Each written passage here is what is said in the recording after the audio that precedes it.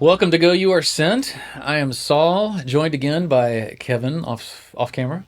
You can't see me, but I'm here. And we are delighted today to be joined by one of FMC's newest missionaries, Aleksandra Rogulska. Hello, everyone. Well, why don't you start by telling everybody about yourself? Wonderful. So, my name is Aleksandra. I'm from Poland. I came from the heart of Poland. So, my hometown is called Łódź, which means a boat. Ironically, the Lord invites us to step onto a boat. I was stepping out of the boat. So, I was growing up in Poland. I had a very good holy role model in my grandma. And she was amazing. She taught me how to pray from a very young age.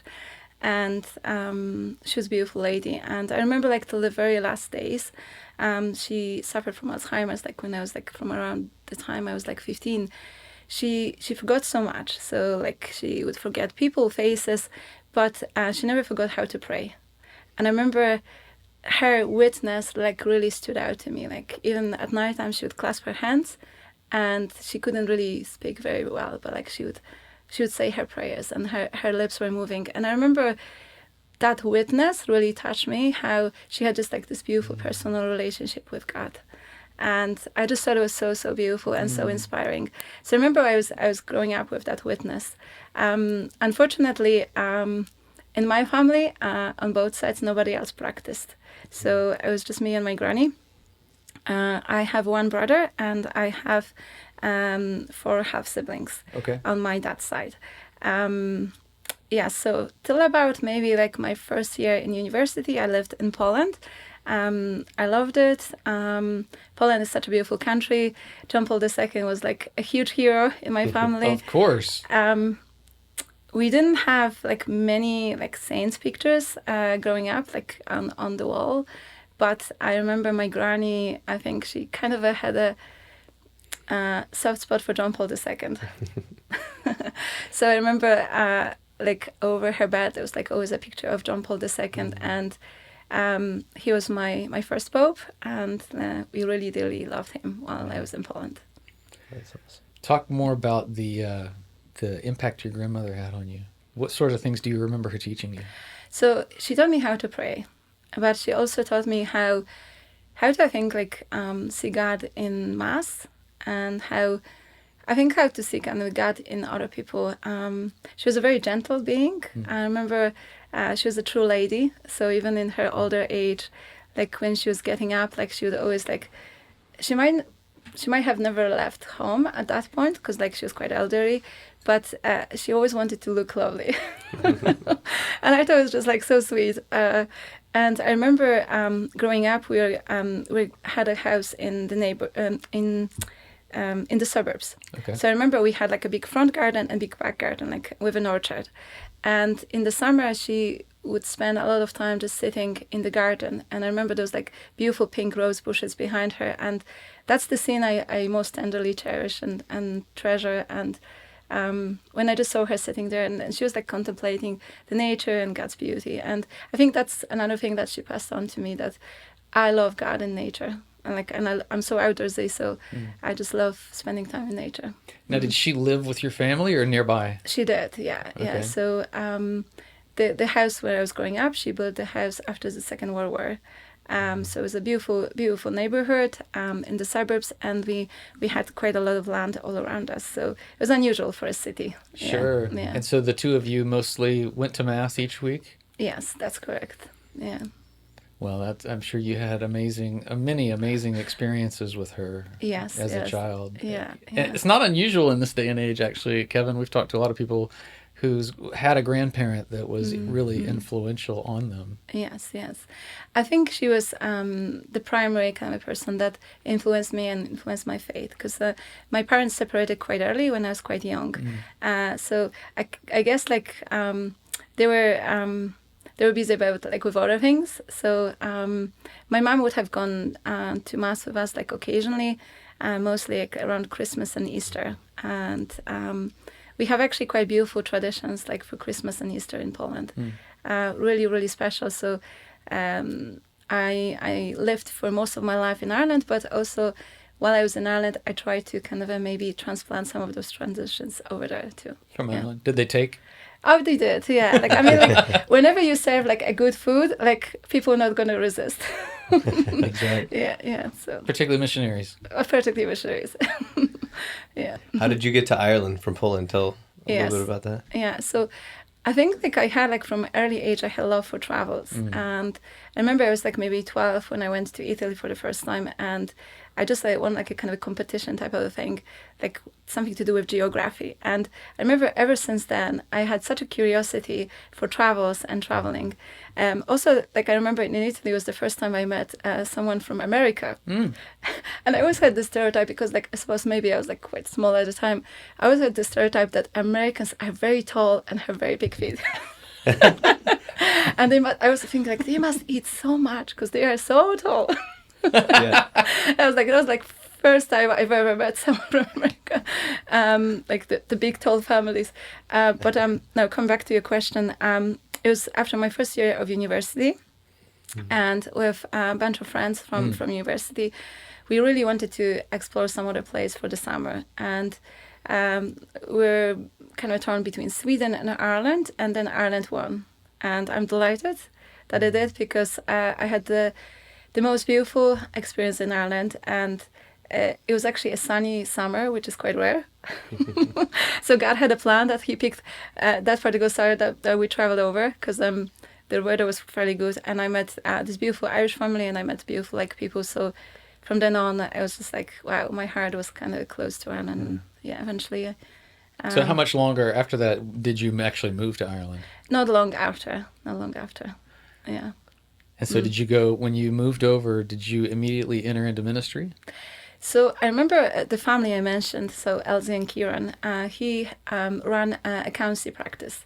And I remember from early days, I've been like very, very close to them, particularly to Elsie. I love the name Elizabeth, and I think like she's been joining with me for like 23 years now. Wow. So amazing woman of faith. And I remember when I met their family, I thought they were quite extraordinary. They were very friendly. Like here in Big Woods, we have communities and families who are just so warm and welcoming. And that's how Elsie is. Like she's like one of 15. She was growing up on a farm, and they used to have like people helping like around the harvest time, and so they were used to feeding loads of people, and that's what she does. Like with her heart, she feeds people, and she feeds them like in so many ways.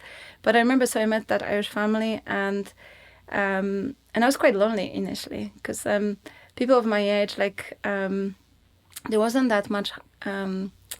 I couldn't encounter like good holy friends at the time, so there was like just the normal regular scene of like partying and so on, and like I think she could see how my heart was longing for something else, and like for like deeper connections, deeper relationships, deeper intimacy with God. And she introduced me to a group called Youth 2000.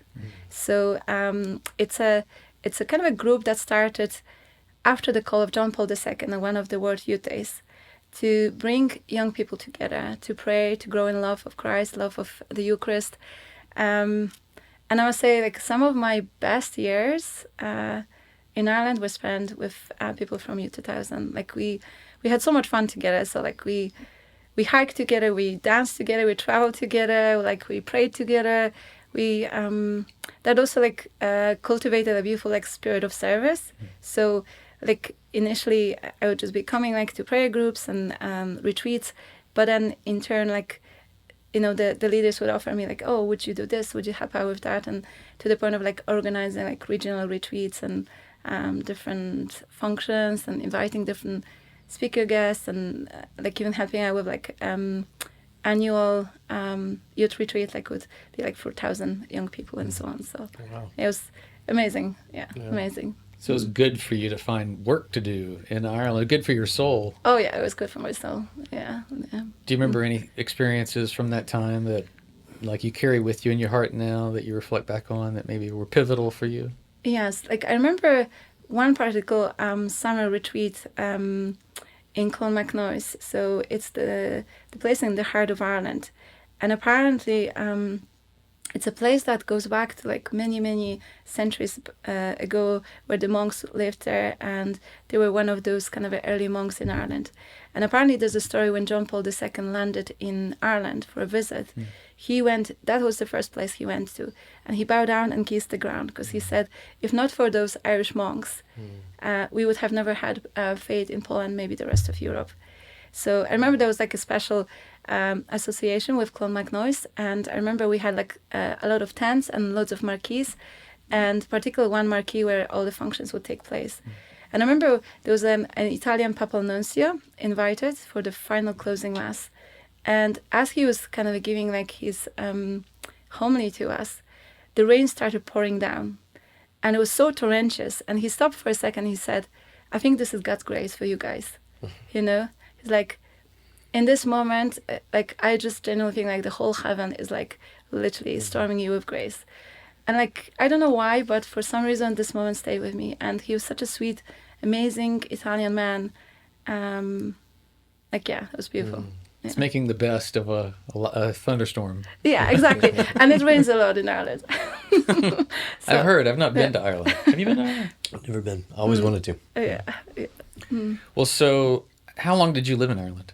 So I think, including this year, it had been like 23 years. 23 years. Yeah. Wow. Yeah. So how long into that time did you start to maybe faintly hear the call to foreign missions? Well, I guess you were already doing foreign mission in the sense that you're not from Ireland, you're from Poland. Yeah. But to go and serve maybe the poor in a different context. Absolutely. So remember, it was maybe 3 years ago. I was like working in a financial capacity, like as an accountant.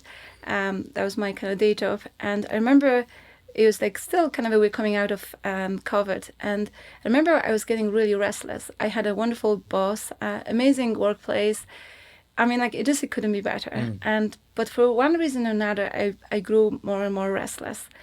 And I was struggling with it. And I felt like the Lord was calling me to quit my job and to serve Him and serve His people.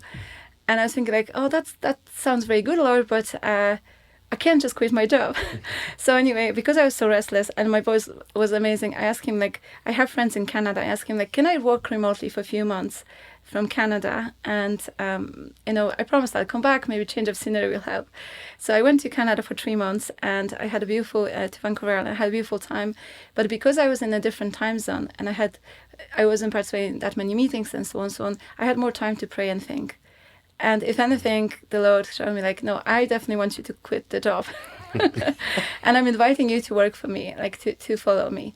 So eventually I did, and I gave like 6 months of notice. And in prayer was coming 6 months? I had to give like a long notice. Yeah. That's unique. In America, it'd be like 2 weeks if you're lucky. Yeah. I was managing a team, and so it was like a lot of, So I remember he, in praying, he said to me, the job that I have in mind will come to you. You won't even have to send out a CV.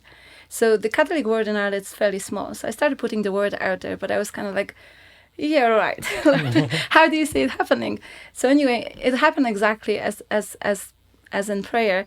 And the job came to me. There's like this beautiful community called Holy Family Mission in Ireland, which is like a mission as well for young people. And I happened to know all of the founders who set up the organization. Just happened to talk to one of them, and they had a space in their office, like for a finance role, and say, hey, would you be interested? And I was like, yeah, I would.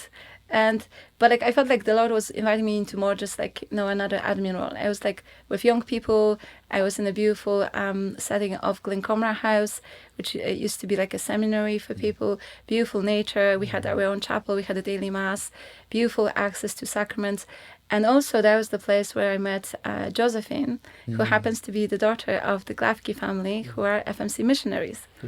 Yeah. So that's where you initially heard about Family Missions Company. Absolutely. And who would have thought that just out of like a simple conversation, like making like a small talk, hey, where are you from, and so on, that the Lord would put this call on my heart. I remember bringing Katie Glavky to the airport. So we had like a window of 3 hours for conversation. And the more she was telling me about the foreign missions, and the more she was telling me about FMC and her life here, I was thinking like, what's happening here? Like I just felt something here. It's like, what is this? Like I don't recognize this. What are you doing, Lord? And like, are you inviting me into something? So that's how it started. Wow. Yeah. That's beautiful. Katie is Amazing. she can be very persuasive in a very gentle way. I don't know. Like I to this day I was like, I don't know what happened. Yeah. So Katie left, and then you were just in the wake of that conversation. How did you unpack that? Yeah, it was very interesting. So I assumed that maybe the Lord is inviting me only to go on a mission trip. And there was a mission trip in Mexico coming up in November. And so I was thinking like, yeah, I'll just pray about it at the center. Maybe I'll ask my boss if I can go to that. But unfortunately, I didn't get the time off. So I was thinking, okay, that's it. That was maybe like a whim, like it's nothing, it was just like I thought. But the desire wouldn't go away. And that's where I was thinking, like, I'm getting into trouble. Because I think I need to do something about it. And so I did. I reached out to Katie again. Katie put me in touch with Ryan Lawless. And he was so gentle. So, like, he just kind of invited me so beautiful. Like, oh, yeah, let's look at this, then let's look at that. And, yeah, and long story short, I'm here. And now you're here. Yeah. So that's really interesting the way the Lord had worked in your life. It feels like he had you let go of that accountancy job, like to get to a halfway house. It's sort of like Holy Family Missions. Yes. It's sort of like in between the worlds he wanted you. Absolutely. You weren't in the world anymore, but you weren't ultimately where he wanted you to go. Exactly. Yeah. So you had the experience of pruning that once, and so letting go of it a second time to enter into this work. Yeah. Was it just as hard, or was it different? It's an interesting question. I think letting go of Ireland and like my safeguards, my friends over there, like my life there, it was a little difficult. It was kind of challenging to cross over the Atlantic, and oh my gosh, like at the end of the day, I don't know anyone here. So, but I think like I'm so secure, and like I have such beautiful intimate relationship with the Lord that He was so reassuring about it all along, and also ironically, so I never met Mr. Frank, but I remember. I started reading the book. So I came here for the discernment weekend this time last year. And I purchased the books. So one is Go, You Are Sent, and then the Family Acts. And I remember as I was reading the book, Go, You Are Sent, I felt like Mr. Frank was like looking out for me or something. Like he was like, even, the next stage was like fundraising and so on. And like I remember like anytime I was like maybe getting a little discouraged, like something was getting slow or wasn't getting as I hoped or whatever, I was like, Lord, maybe it's not for me. And I was like, yeah, maybe. And I felt like, no, come on, keep going. Everything will work out, everything will be fine. But I really, really strongly felt the presence of Mr. Frank, and it was beautiful. Like, so even to this day, I hope I pray with him. I ask him often for intercession and just his presence. Yeah. I do the same thing. I know he prays for me. Yeah. He prayed for me every day that I was sick. I know that because I asked him to, and I know he was attentive. Yeah. Well, that's an amazing journey. So, what did it feel like when you got back to Ireland after the discernment week and you sat with that for a minute and then to finally say yes to it? Yeah, it was super scary. Yeah. I had such an amazing week here, and I was surprised because it's like, oh my gosh, I don't know anyone here. And I felt so welcome, and I felt like I just like fitted right in. And I know I can be like stubborn. I know I'm like maybe have like I'm Polish. I don't know. I don't know. Like I'm not American, but I just felt so welcome, and I felt like I think God has something for me here. Yeah. So, but it was just to trust the journey and to lean into the journey. There was like a few scary moments, but yeah. Yeah. So you arrived 5.5 months ago for intake. Yes, that's it. And then what's your general experience of intake been like? Phenomenal. So I love the formation. I think it's like it took so many years probably to put the formation like this in place, but I never had any other missionary training, so I can compare. So maybe I'm like quite subjective, but I think it's the best missionary training of all. Against the long list of organizations that train Catholic missionaries, it's the best. Exactly. I think I love the community life here. So Big Woods has beautiful families, beautiful little traditions. I love to see kiddos like running around and playing freely. I love the nature here in Louisiana. Like nature plays a big part for me.